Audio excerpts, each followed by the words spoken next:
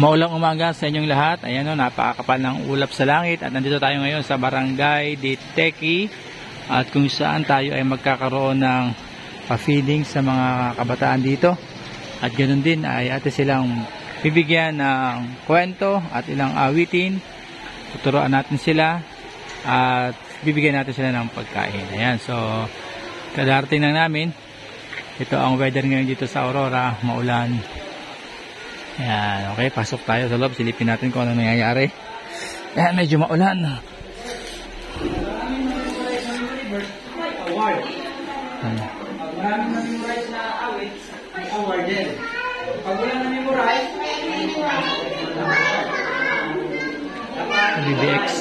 BBX. Ayan, nagkaroon tayong BBX dito. Kahit maulan ay may mga dumating na mga bata